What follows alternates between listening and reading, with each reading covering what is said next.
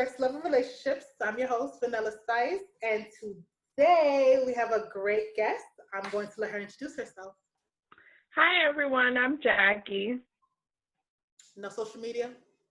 I guess for social media, I have Instagram at JAKJAKATTACK _27. And I also have Snapchat at Jax, JACKZ _20. Awesome. So today we are talking about Jackie being pansexual. For Pride Month, this is actually one of the big topics that I would love to get into because it's not, for me personally, I've never met someone that's pansexual, and it's not really common or fully out there, at least from my knowledge, for individuals to be pansexual.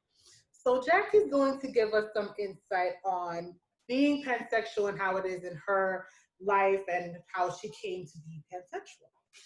So to start, let's talk about your upbringing, your childhood, all that good stuff. Okay. So it's interesting. I didn't know you didn't know anyone that was pansexual. I guess for my upbringing, when I was younger, I didn't really date, or I didn't really talk to anyone like that because it wasn't really accepted in my family. I grew up in a very strict Jamaican family. They're very religious. So they were just oh yeah, you're not dating till you get married. I remember when I was younger, when I was I think I was 11, 12, 13, and I would go to the library all the time because I was just always in the library. I started exploring different books, in different young adult books. And I remember I had gotten this book, and I'll never forget I had borrowed it from the library because I was reading the back of it, and it sounded really interesting. It was about this guy who was gay. And he there was this guy that he thought was really cute. And I guess the way they wrote the description of the book, it sounded really interesting to me. It was called The Straight Road to Kyle. And in the book, this girl, I think, liked Kyle, or she was friends with Kyle, but Kyle clearly liked this guy. And I just thought it was an interesting kind of love triangle thing. So I took the book out and I was going to read it, and my mom found it in my room and she completely freaked out. She had a fit. She was you're not supposed to be reading this kind of material. You're too young. I didn't get it because I was just this is a book. I read a lot of books about kind of teen romance, teen kind of stuff. I read the whole Twilight series. I read a bunch of books by Sarah Dessen. I read a bunch of books by just different young adult authors. I actually got an award in middle school for reading the most books in my class. I was just known for reading books. So I loved the library. Whenever new young adult books would come out, I would just check the young adult section. And if I read the back of something and it sounded interesting to me, I would take the book out.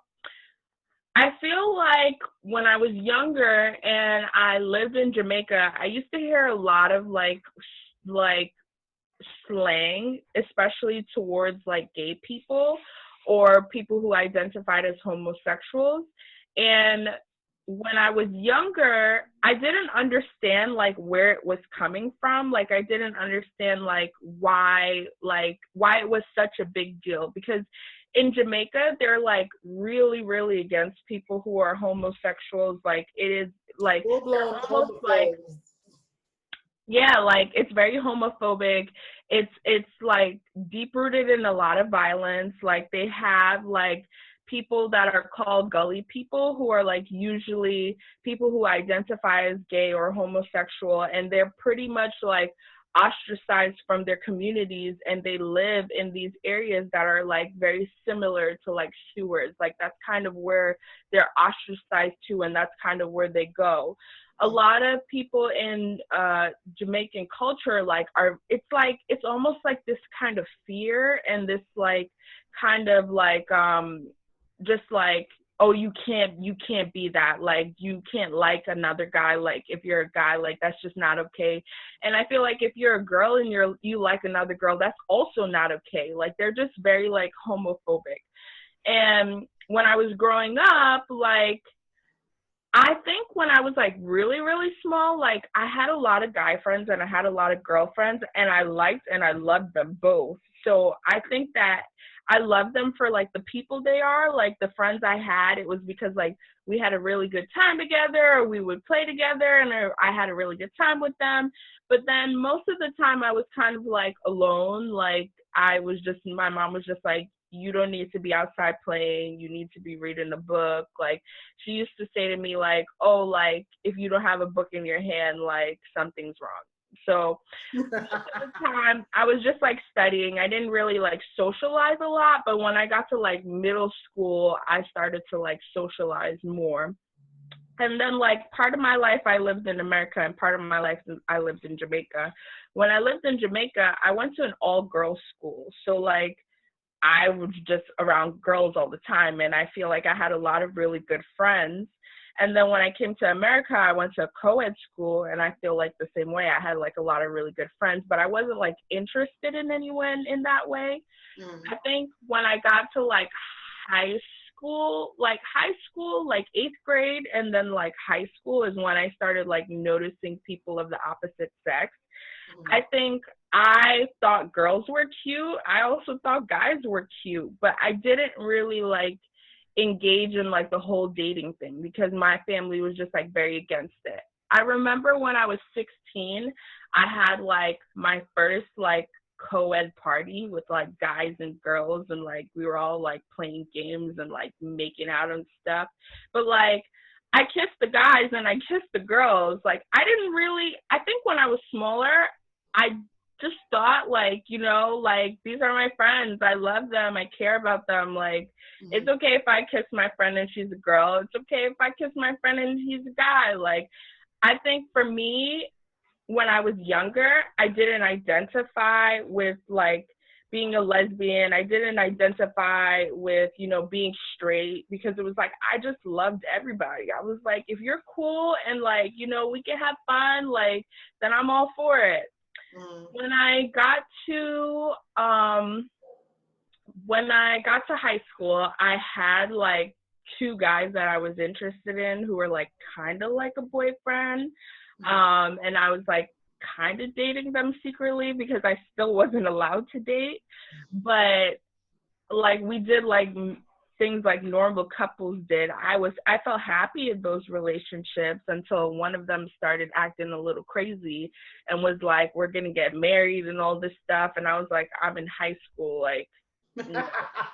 Like this is not happening. Like I'm going to college. And he was like, oh, you don't have to worry about going to college because I'm in the Air Force. And I was like, oh, no. God. You're delusional. I'll take care of you, baby. You ain't got to do nothing. I was like, no, you're delusional. This isn't happening.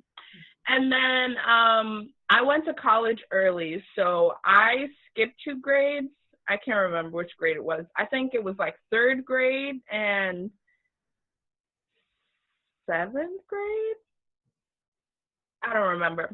I skipped 2 grades. So by the time I graduated high school and went to college, I was 16. So I went to college really early. And of course, college is like full with people from all different backgrounds, like a lot of different places. When I was in high school, I applied to a lot of schools because I was like terrified I wasn't going to get into college. So I applied to like 22 schools. I don't know what I was thinking. And I like did like over 175 scholarships because I was like, I have a single parent. Like she's not giving me no money to go to school. My mom was literally like, I'm not giving you shit. Like you got to figure it out yourself. So I like applied to all these schools. I applied to all these scholarships. Like I did everything in high school to get myself into college. I was like National Honor Society. I did like 6 sports. Like I was in all these clubs, yearbook. I was a mathlete. I did it all. I was like, oh, I got to do everything I can to increase my chances of getting into college so that they will pay for me to go, because I don't have no money and my parents ain't helping me out. So I was like, this is my plan. So I went to college and I met like so many different people that identified so many different ways. And that's when I started learning more about people who were lesbian. I started learning more about people who were transgendered. I didn't know exactly what transgender people were. Like when I was younger, I think I thought they were just men who like to dress up as women. But when I got older, I learned that they were actually men, or like if they were a man to female or a female to male, they were born in a certain body, but they felt a certain way. Like their thoughts, their feelings, their emotions was of another gender or another sex. So when I got to high school, I joined Choices, which was like my on-campus, like LGBTQ sexual health kind of club. And that's when I learned more about like all the different spectrum. And then I feel like it kind of started in high school where it was like, you know, I like everybody, like, you know, these people are cute, like that girl's hot, like I wish I had her hair or whatever. And then it kind of transitioned into college where I was like, oh my God, everybody's fucking gorgeous. Like everyone's from a different place. Like that girl has such a hot accent. Like I was just like overwhelmed with everything. And then I joined Choices and I learned even more about everything and like even more about the spectrum. And then I started to like figure out like, oh, okay, like what am I? Like, I wouldn't say that I'm lesbian because I don't only like women. I wouldn't say that I'm heterosexual because I don't only like men. And then I remember when I was like in college, I had met this friend who, when I met them, they were anatomically female, and I formed a really close bond with this person. And then throughout the years of like knowing them, like I always kind of had like a little crush on them, but I never said anything.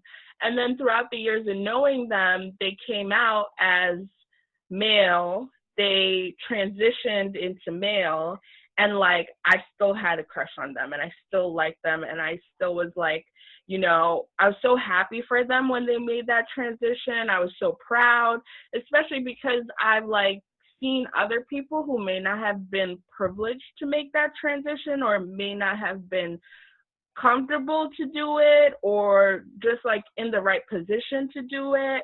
And I've seen how they struggled. So when my friend, who now identifies as a guy and uses he pronouns, like transitioned, I was even more drawn to him than I was before. Like, and I was just like, this is interesting because like this person used to be female and now they're male, and like my attraction toward them hasn't changed. If anything, it's grown even more. And then when I was an adult and I like end of college, I used to go out a lot. Like I used to go out to different clubs, different bars. Like I had friends who brought me to lesbian bars. I've been to gay clubs. I've been to drag shows. Like I've been exposed to so many different things. And with each exposure, I've learned even more about it. Like I've learned even more. I've met more people. And I think that kind of helped me like discover like where I fit in on the spectrum. And I learned that like sexual orientation and gender identity is two different things. Because I thought, like, you know, I can only be a female and be straight, or I can only be a female and be lesbian, but that's not true. Like, I can identify as more masculine. I can identify as androgynous. That's within me. But then when it comes to like my sexual preferences can be male, it can be female, it can be someone who identifies as gender fluid, it can be someone who identifies as trans. So I think that kind of helped me learn a lot more.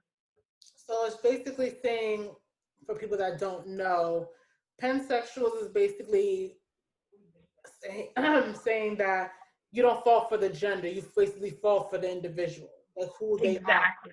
Exactly. Like, I feel like I'm more attracted to who the person is. Like, yes, their gender does make up who they are, but I am more attracted to like who the person is, how they think, bring to the table. Like, your gender doesn't define who you are to me. I'm basically looking at you as who you are, and whatever you choose to identify as is on you, but that's not what I'm falling for. Exactly. Makes sense. That makes sense. And just a disclaimer for everyone, I've known Jackie for, I don't want to show my age, but for way too many years. It's okay. We can show our age because we look good. Way too many freaking years. And when I say, in our group of friends, she was the quiet one that, like, the very, like, to herself, and that she's a very educated and smart. While me and my other friend were like loud and rambunctious and just wants to go out and hang out and do all these extra crazy things. So to see that Jackie has completely changed, it's like not difficult, but it's like, wow, you were this before and look at you now, you've blossomed. I am actually very happy. I think that, like, you know, especially when I was younger, like, I was more quiet, but I was always observant. I was always like looking at things with like non-judgment lens, just trying to understand things. Like, that's just how I am as a person. Like, I try to like take a neutral ground. I try to see things from both sides. I try to understand things. And then I do like my own personal work within myself to like process and, you know, understand what I am witnessing, or like what I'm seeing, or what I'm observing, or what I'm feeling. Yeah. I actually like that about you. Like, you're very observant, and you come off as non-biased and non-judgmental, and I actually like that, because I think for our group of friends, so to be around me, you kind of have to be non-biased and not judgmental, because I'm just what it is. I take it or leave it. That's just who I was, and this is kind of still who I am today. And our other friend, it's like, she's just one of her own. So she is, in better words, interesting. Like, I even remember when I met you and you educated me, and I feel like I still remember that conversation. And then you were telling me that you also had friends that were similar to you, and I didn't know that. Like, so I feel like I always try to, like, you know, just hear people out, like, you know, because everyone lives a different life that you know nothing about.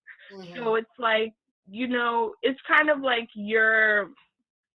it's like your part to be like open and understanding, and like, you know, listen to them, because they may educate you about something you know nothing about. You may educate them about something they know nothing about, and then through that process, like, you both can grow together.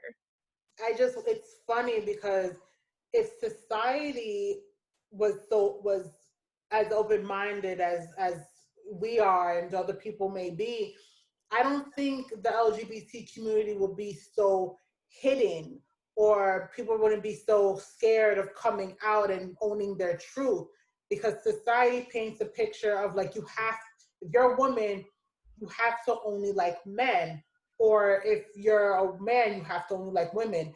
And then when it comes to like, okay, maybe they accept the LGB, but you can't be trans, you can't be queer, you can't be asexual, non-binary, you can't be pansexual. Like those things don't exist, and it's like they don't make sense because you have to be one of these things. Why should we add extra letters for other things when it's like you just like this?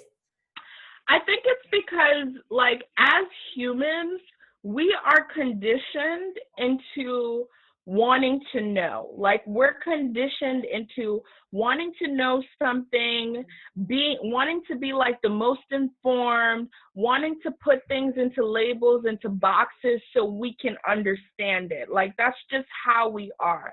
And I completely agree. I think that, like, if people were more open and understanding, like, the LGBTQA community wouldn't be hidden. But I also have noticed, like, compared to when I was younger to now, it's becoming way more visible. Like, I follow this girl on YouTube. Her name is Nikita Dragon. She is a transgender makeup artist, and she talks a lot about, like, her, like, kind of her story, like her transition and, like, things that she experienced being transgender. And I feel like her and other artists, like just because I follow makeup artists, but, like, her and other makeup artists, by, like, coming out and telling their story, they're raising more awareness for other people. And then other people coming up are also telling their story, and they're also being more vocal, and they're finding a community of people that support them. And it's just, like, amazing. Like, and I also remember when I was younger and I started to see, like, this incorporation of safe spaces. Like, I don't know if you remember those, like, stickers, and it would be like a rainbow and, like, I think a triangle, and it was like, oh, this is a safe zone. I remember, yes, the safe space. Yeah, I remember when I was younger and I started to see, like, more of those, and I was like, what is this safe zone? Like, does this mean, like, if I'm, like, being abused in my house, or like what is this about? And then I found out more about it, and I was like, oh, okay, so it's for, like, gay, lesbian, bi people. Like, this is amazing. And then from then to, like, now, like, even more safe zones have been established, like, even more communities have been established, and that's just, like, amazing. Yeah, it has a lot of, and compared to how it was back in the day too, is a big change. But now a lot of people are saying that it's too much in your face. Like, definitely on, like, when you see it on certain TV shows. For example, Empire, if we use that as an example, a lot of people love Empire, but then I think there was, I don't remember what season it was, that they felt that it was, with, I forgot his name. Who was it? I think I know who you're talking about. There was, like, a character who. Yeah, are you talking about Jesse? Not Jesse. I forgot his name. But his character, like, his gay persona, like, was out a lot in that season. Yeah. For me, obviously, it didn't bother me, but for other people, they stopped watching the show because it was too much. Like, almost every episode was like, he was kissing this guy, he was making out with this guy, he was doing this with this guy, and it was just, everything was just gay. And I'm just like, he has a gay son. Like, we can't just ignore that. Like, yeah, the show is about this, but we can't ignore who he is, who his role is. And a lot of people stop watching it. And it's just sad that, a lot of people said, like, now they accepted LGBT community, but they don't want it too much in their face. I mean, if you want to do it, but don't flaunt it. Yeah. Yeah, like, I definitely think I appreciate the arts because of that. Like, I feel like the arts, whether it's film, actual art, like movies, posters, all of that, consider art. It's supposed to evoke some kind of emotion. It's supposed to make you think. It's supposed to make you, like, it's supposed to teach you something. It's supposed to show you something. Like, that's the whole point of art.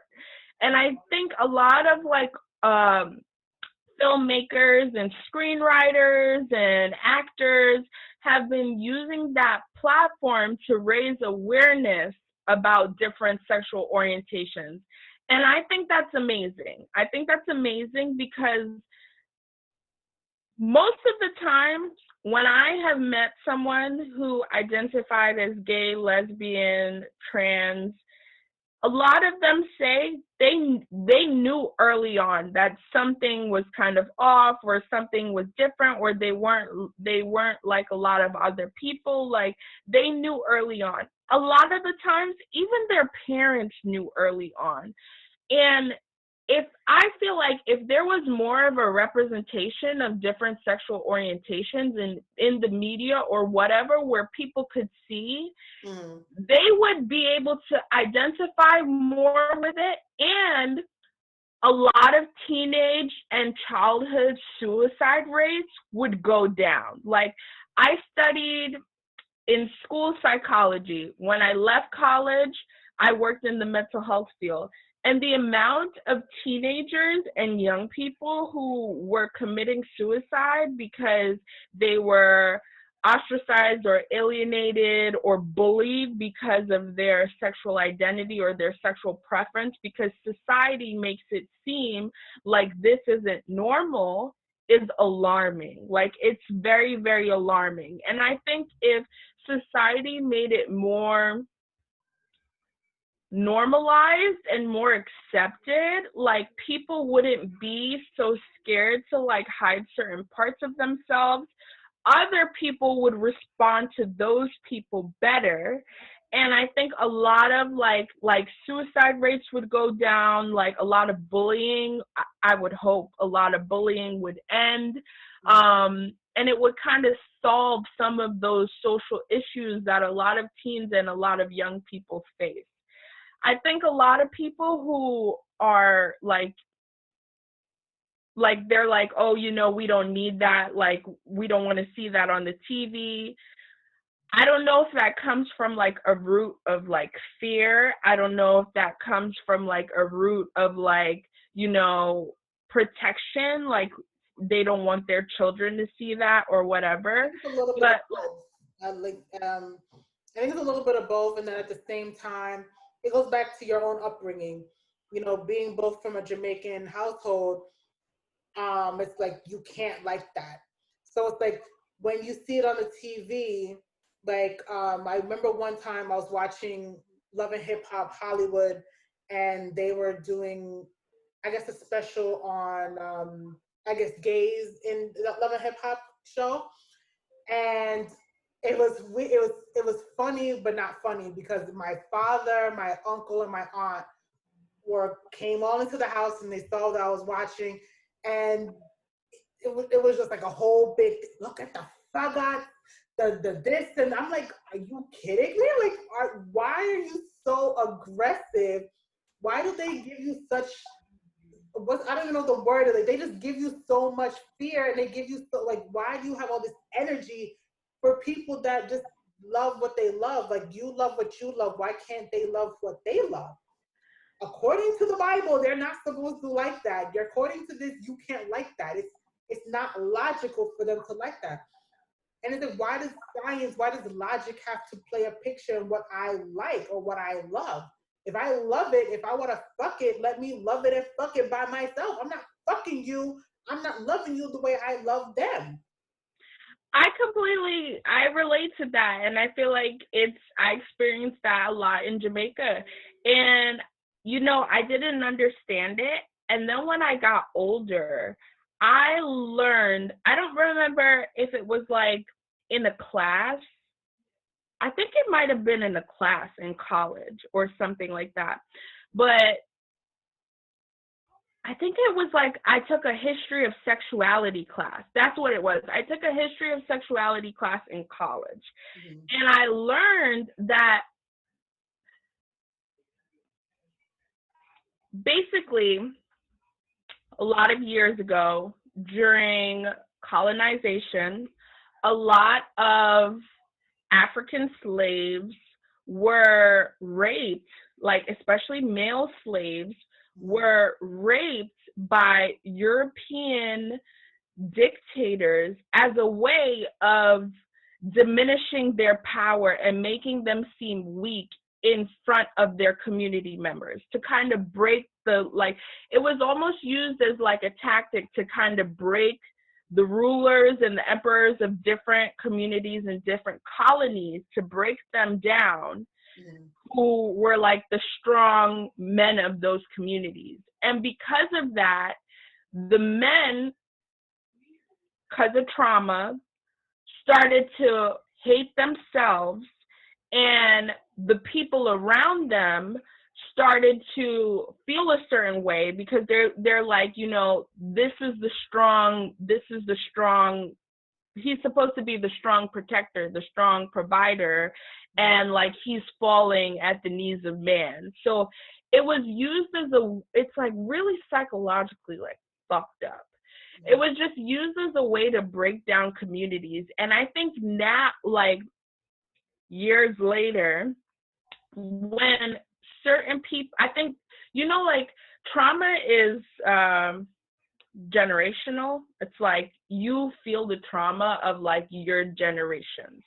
So I think now, like, people see like certain people displaying certain behaviors and certain acts, and they're like, why would you willingly want to do this when that was used as a tactic to break down our ancestors and to break down our communities and break down our faith? And after I learned that, I was like, this makes so much sense, because like when you look at now that you're saying it, it makes a whole lot of freaking sense. When you look at like a lot of the islands in the Caribbean, like, or when you even just look at the people who have most hatred toward like people who identify as gay or homosexual, they tend to be people of darker nature. Like it just is what it is. I have met some people who identify as Caucasian who have that hatred, but I feel like a lot of that deep-rooted hatred is mostly in darker countries. And a lot of those darker countries have been colonized, like a lot of different islands, Trinidad and Tobago, Haiti, Jamaica, like a lot of those islands and certain parts of West Africa, they're like very, very against gay people and very, very against homosexuals. So like after I learned that in that class, and we had like a bunch of different readings about it too, I was just like, this makes so much sense. Like this makes so much sense. Like these groups of people came in, stole from you, raped your women, raped you, took your land, like all of this. And like now you're going to display these certain acts, like turning against your family, like, you know, participating in like gay or homosexual sex, like, you know, breaking up families, like you're doing the thing that's going to hurt us. So now we're angry about it. Like, and when I learned about it from that kind of sense, I was like, I can see why some people would feel this way. Also, I think a lot of the times people don't want to see it on the TV, or they don't want their children being exposed to it, because they think if their child sees two men kissing, their child's going to go kiss another man, or their child's going to, you know, if it's a guy, it's going to kiss another guy, or if it's a girl, it's going to kiss another girl. They think that by the child witnessing this, it's going to make them that way. Yeah, and it's sad, and that's why they say like it depends on your own upbringing, however you choose to raise your child. That's why it's better to raise your kid in a mom and dad household. And it's like, so it's like being someone that's a single parent, like that's not the proper way to raise your kid, because you're supposed to be with the child's father. I'm like, I don't need to be with anybody for my child to be raised to be who he needs to be. Exactly. That doesn't define being raised in a two-parent household or a male or female household that your child is going to be perfect. Like that's not always what's gonna happen.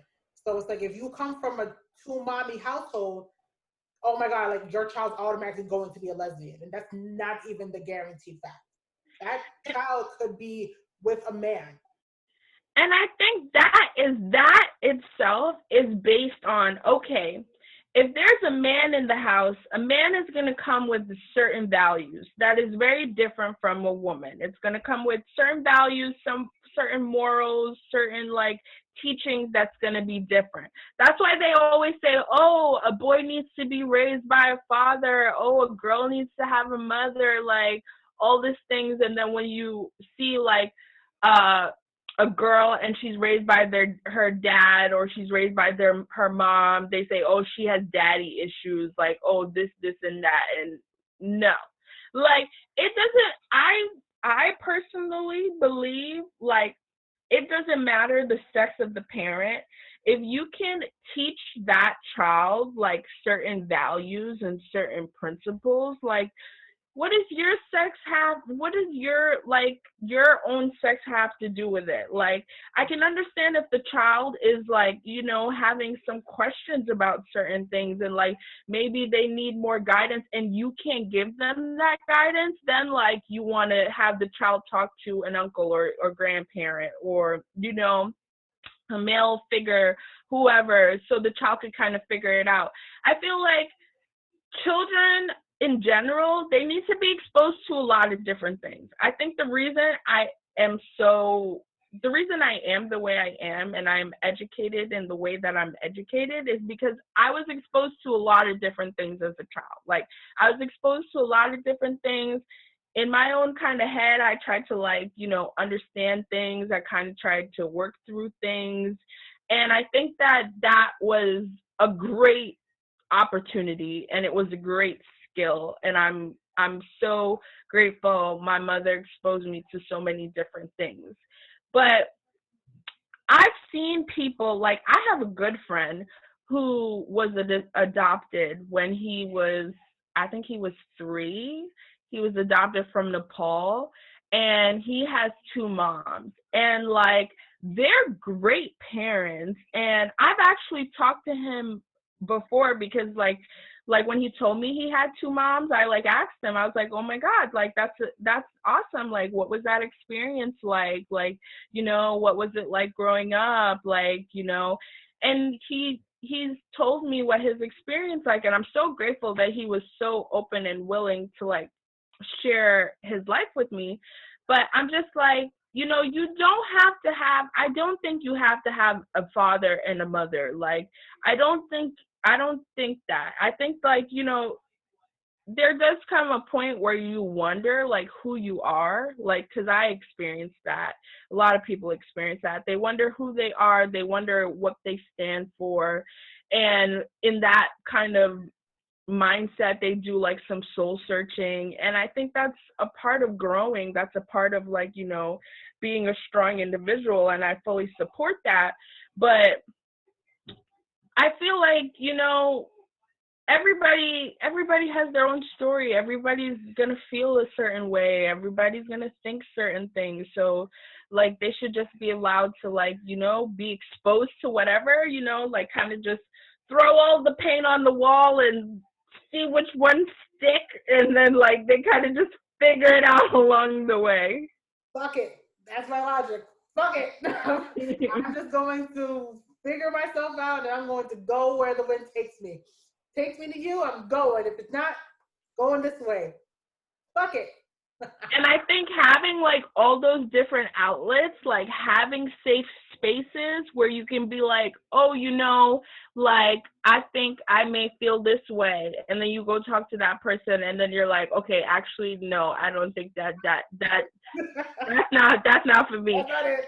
You're like, oh, you know, I think I might be feeling this way. Because that's kind of what I did when I was younger and I was in college, and I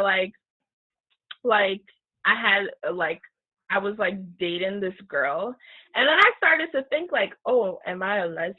Like, maybe this is just me. Like, maybe this is just like who I am. And then I like hung around with those friends more, and I went to lesbian bars, and like, you know, I did it all. And I was like, you know, I really like this, but I feel like I'm an onion and I got more layers, and like, you know, I want to see other things, like try other things. And then that's when I started like finding out more about like drag, and like I met this girl who did drag, and I was like, this is really interesting because most of the people that I know who do drag are men. Mm-hmm. But she like introduced me to this whole world of women who do drag, and I was like, oh my God, this is interesting. Like, you know, I don't think I necessarily am a drag queen, or like, you know, that's just not for me, but I like enjoyed learning about it, and I thought like that was awesome. I like how that sounds. I think it really just depends on the person, like, but you should be able to have, you know, an avenue to explore like whatever it is you may be or whatever it is you may like. Mm-hmm. Okay. So how is it with your love life, relationship life? What exactly are you right now? Are you single, dating a mixture of different individuals? So right now I am dating. I am dating like 3 people. So ooh, tramp. You go ahead, girl. So recently I've been exploring like, you know, different types of relationships. So like there's different types of sexual orientation. There's different types of gender identity. There's different types of gender expression. There's different types of relationships. There's monogamous. There's polyamorous. Like, what does that look like? So I've been exploring like different kinds of relationships. So I am dating 3 people. They all know that I'm dating other people. Like I think in a lot of my relationships, it's very important to maintain communication, and it's very important to be open and honest. That's for every relationship. Just throwing that out there. Every relationship needs open communication. I agree. Every relationship. 1 person or 2 people, just communication by itself, you just need to have. Everyone needs to be open and honest. And so like with one of the people I'm dating, like I'm open and honest with him that I'm dating other people, and he's like, okay, cool. Like he's dating other people too, and it's fine. And you know, when we get together, we have a lot of fun, and it's all great and that kind of stuff.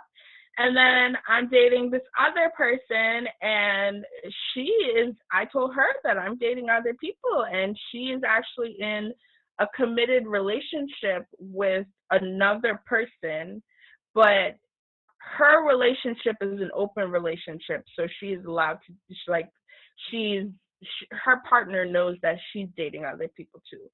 So we're kind of dating, and we have a great time together. And then there's the third person I'm dating, and I kind of just see him like every now and again. He knows that I'm dating other people too. All the people that I'm dating, when I tell them like I don't have a preference, like I like guys, I like girls, I like, you know, people who identify as androgynous. Like I currently have a crush on someone who identifies as androgynous and gender fluid. They are all okay with it. There was one guy, the first guy that I was talking about, that when I told him I was dating other people, he was like, oh, like who? And I was like, oh, you know, I'm dating this girl, and I'm also dating this guy.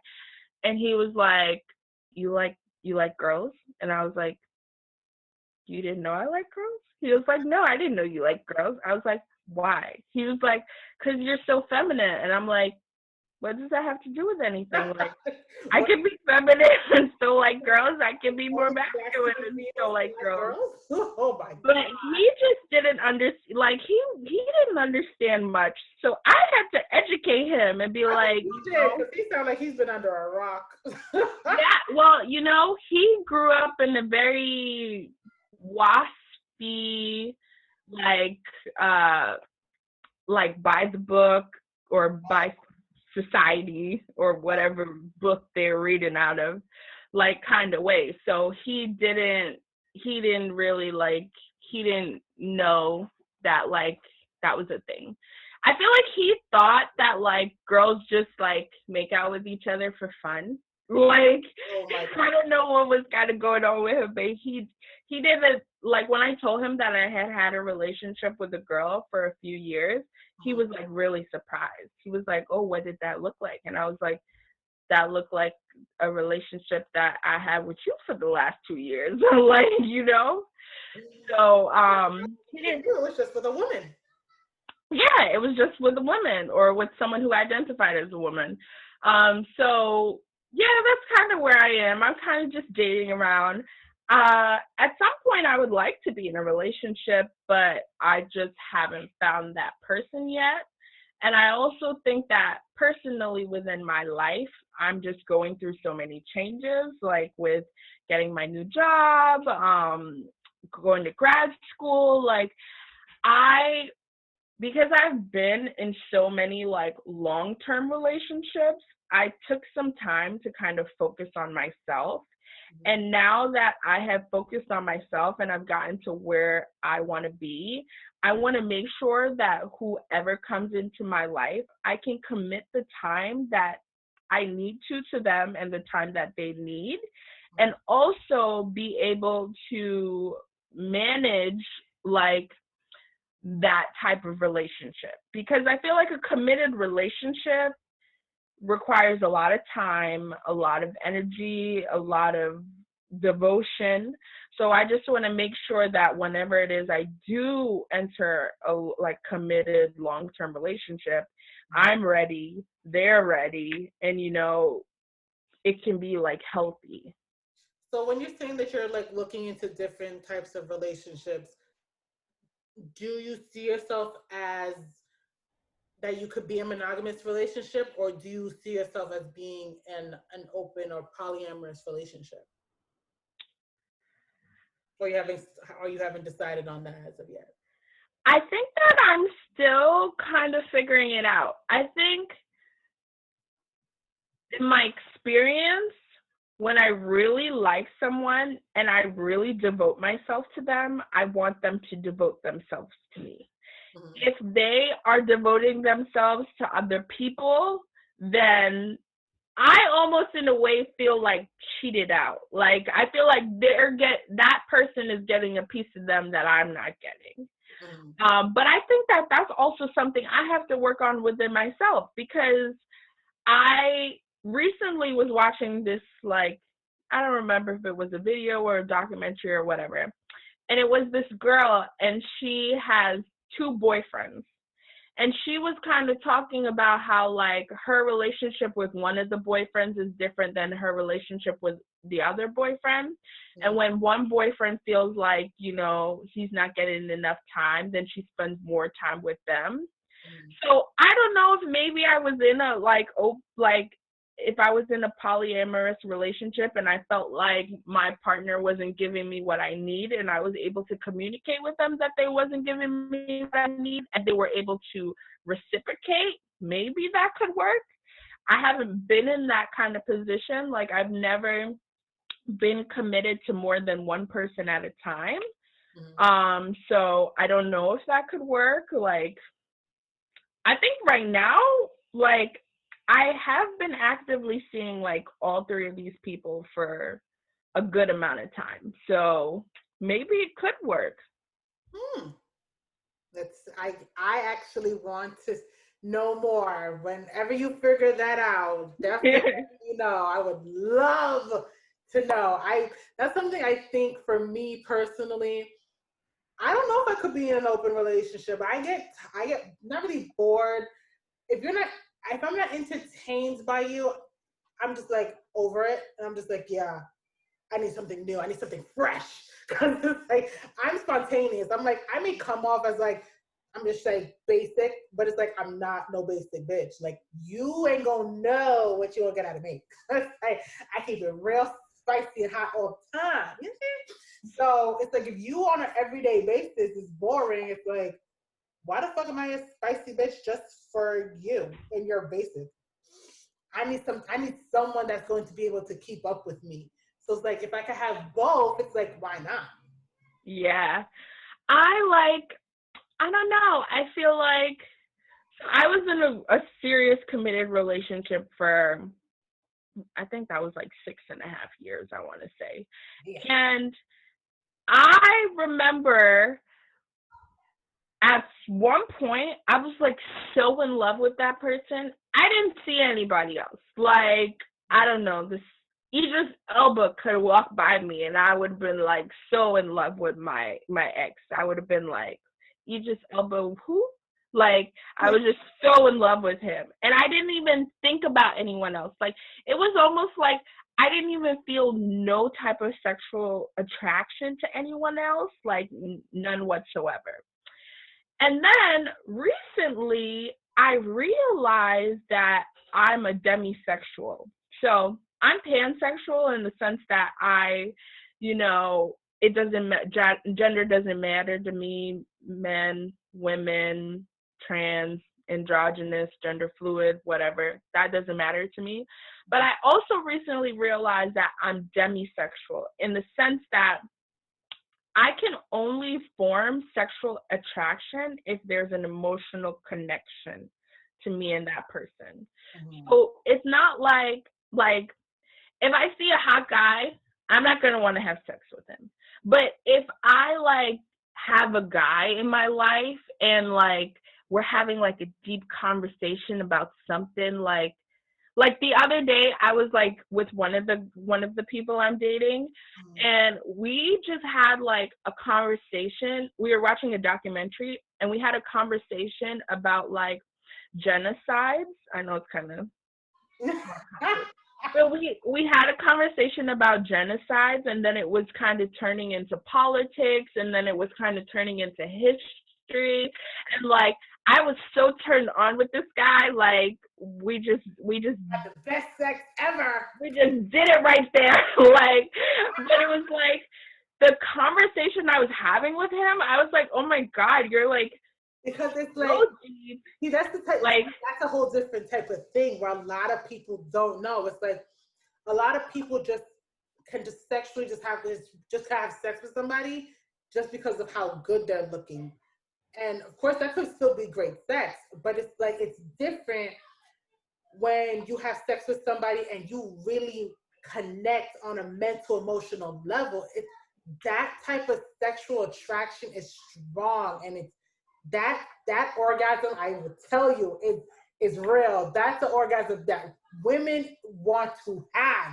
Not even just men. Exactly. Everyone should want to have that type of orgasm because it's real and you feel it within your soul. I didn't just fuck you because of your looks. I fucked you because you was talking that shit, and I'm just exactly. I remember at this point when I had this conversation with this guy, I didn't know him very long. We were probably dating a few weeks. It might have been 3 or 4 weeks. And then we had this conversation, and it was we were on the same astral plane, and then we just had sex. And it was with this person, I had been talking to him for about 3 or 4 weeks. I didn't know him, but we just had this conversation, and it was we were on the same astral plane.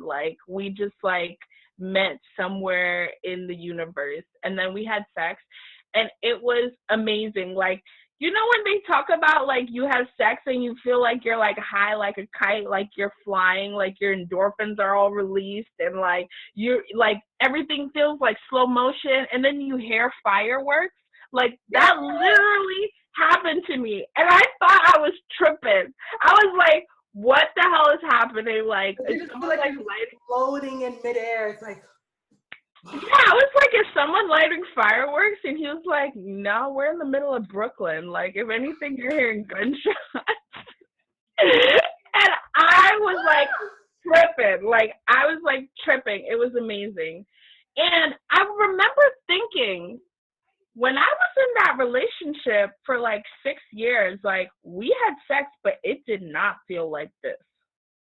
So I'm like, something must have changed recently within me. And that's when I started exploring, like, okay, I'm a demisexual. Because I also remember I had like gone out.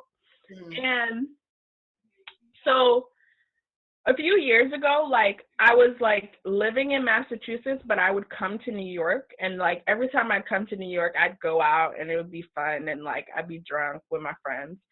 And one time I like went out and I met this guy, and like I think that night, like, we ended up, like, making out the whole night. And then I literally left the next day to go to Massachusetts. And he was, like, hitting me up, like, oh, like, are we going to hang out? And I was like, I live in Massachusetts. And when I moved back to New York, like, I hit him up and I was like, hey, like, I moved to New York.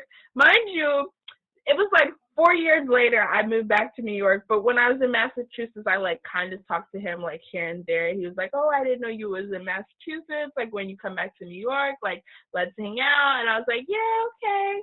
So when I moved back to Massachusetts, I like told him, and we met up. And I swear the first night I met him, I was so attracted to this guy. I was like, I would have all his babies. Like, I'm so attracted to him.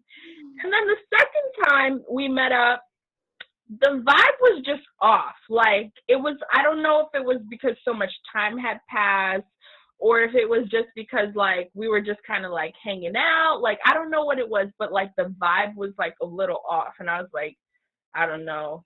I don't feel sexually attracted to this man at all. And then we had hung out another time, and, like, we were just, like, watching movies, and we were just talking, like, and, like, it wasn't even anything special. Like, the movie wasn't anything special. Like, he wasn't wearing anything special. Like, I wasn't doing anything special. And I remember he had said something to me, and I was just like, oh, my God, I, like, want to fuck this man right now. And then we just banged, and it was amazing, and I was like, oh, Jesus, like, woo! Like, this is great. This is great. So recently, I've been exploring, like, what it means to be demisexual, because at one point I thought something was wrong with me. I'm like, there's all these guys throwing themselves at me. Like, I met this girl the other day that I would normally think is, like, really, really hot, and then I didn't feel nothing towards them. And then another time I had gone out to this bar, and I had ended up talking to this person who identified as non-binary, gender fluid. That day they used he and them pronouns. And we were just having a conversation about, like, like the mental health, like, industry. And I was like so attracted to them. I was like so attracted to them. And then we ended up hooking up that night, and it was amazing. Like, it was amazing. Like, the only reason I didn't continue anything with that person was because they weren't from New York. They lived somewhere else, and they were just visiting. But I remember, like, meeting them, and I was like, oh, my God. So I like non-binary people. Like, I like people who identify as androgynous. Like, but I'm also a demisexual because I've met other non-binary androgynous people, and I just thought they were cool, but it wasn't like I wanted to bang them. So, like, when I met this person, I was like, wait a minute. What's going on? What's going on? And then recently, like, there's this, so, like, I don't know, this may be, like, completely cliche, but we have this mailman, right? And, like, every time he comes, I always talk to him because I'm always either coming inside or, like, leaving when they were leaving, however it goes. So one day, like, I, like, came to get my mail, and, like, we were, like, having a conversation about something, and, like, he rolled up his sleeves, and girl, the way he rolled up his sleeves, I literally pissed my pants. And I was like, what is happening? Like I've had conversations with this mailman oh my so many God. times. Like, why am I now like feeling this way? And I just remember like it was like what he was saying and the way he was saying it, and then just him rolling up his sleeves to like put the mail in like the little slot, and I just like, ooh, like fire hydrant, like it was on. And after I had seen him after that moment, like I had felt some kind of attraction to him, but it wasn't like the moment I saw him that day.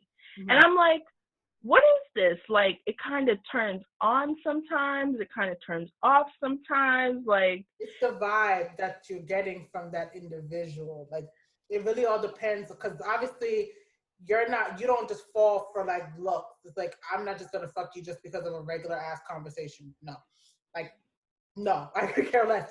You fall for like the deep intellectual conversation and just how you move and how you vibe. Like, you fall for the vibe. You fuck on a vibe.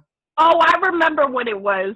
I was talking to the mailman, and he was telling me that there's a universal key in certain zones. Mm-hmm. So the key he has, he can get into multiple mailboxes. Because I remember asking him, like, how does this work? Because, like, I see you every day, and you service all the mailboxes on this street. So, like, are you just walking around with pockets full of keys? Like, how does this work?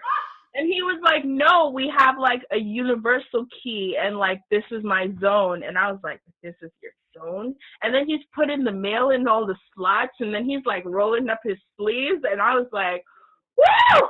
What is happening right now? This is your zone, huh? This is the zone. This is the zone I need you to park your mail back into. I love it. Oh my God, I'm loving it. I swear I'm loving it. I love it. This is the conversation that I live for. All this is what I live for. This is what I eat and breathe. I swear I do. See, you're the type of individual that I need on a regular basis. Well, just let me know, because I feel like I'm learning every day. I'm learning more about myself. As you should. That's what everyone should do. A lot of people are biased to themselves. Like, they just think like, I'm just regular, like I'm just this. And it's just like, you could be more than one thing, and you could love more than one person, or you different type of relationships, what you fall for. A lot of people don't know.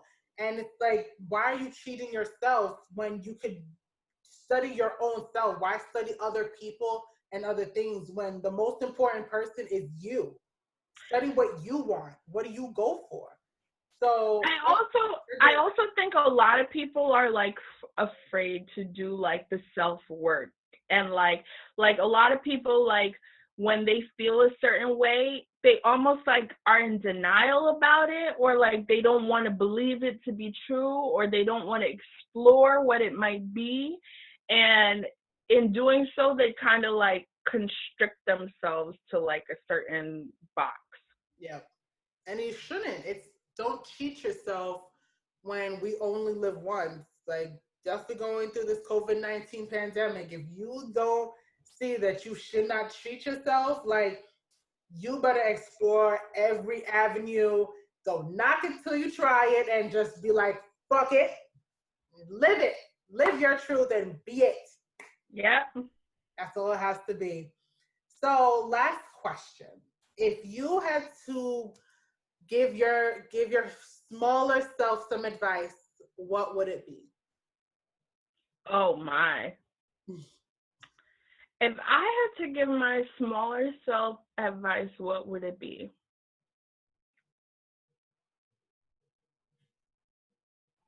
To where you was then to where you are now, what advice would you give? You know, that's so hard, because I have like this saying, never a regret, always a lesson. I think every everything that kind of comes into my life or anything that I do, like, I never look at it as a regret, more so like what it's taught me. I think I would tell my younger self to just keep exploring, keep trying new things. Oh, I would tell myself, if it's not working, it's never going to work. Change it. Like, don't waste time trying to make things work. Like, if it's not working, there's a reason it's not working. And the only reason I say that is because when I was living in Massachusetts, I was trying to get a job within the health department. And, like, I applied to the health department the first time. I made it to, like, the third round of interviews. They chose one person else over me. Then that person later quit, and they asked me to come back for the second round of interviews. Did the second round of interviews, made it to the top. Then they decided they were going to pull the position. I was like, I'm not doing this no more. And then I applied for another health department within Massachusetts, and I didn't get the call back. And I was just like, what the heck is going on? Because I know I'm qualified. Then I was like, screw all of this. I'm leaving Massachusetts. I'm going to New York. Came to New York, applied for the health department, got the job. So I would tell myself, like, if it's not working, like, it's never gonna work. If it's not working, just change it. Just, like, don't even put no much time. Don't put no more effort into it. Like, just leave it and let it go. Because sometimes you're, like, holding on to something for dear life. It's cutting all your circulation off. And you're, like, still holding on to it. But you need to just let go. Like, so I would tell myself that. And I would tell myself that everything happens in due time. Like, because I can be impatient at times. I'm like, I want it to happen now, like 10 minutes ago. But, like, everything takes time. So that's what I would tell myself. I agree with those statements. I'm impatient. I want things to happen right now. When things don't happen, I'm just like, I just somewhat give up on it. But I have to, throughout the years, I just, like, if I know I'm good at something, I have to stick to it. Because I just say, like, if it doesn't work, let it go. But I know for a fact it can work, and it may not work this minute, but I know for a fact it'll work in a different direction. So that's how I look at it, like that. So on that note, this was a great, great session. I thank you all so much for being open and honest. I just love you as an individual. I just love you for many years that I've known you. You are awesome. So, guys, follow the Instagram, Vanilla Spice Enterprises, my personal Lady Vanilla Bean Frat. Follow the Facebook, sex_love_relationships. And we will be back with another episode real soon. Pride Month. Let's go for it, baby.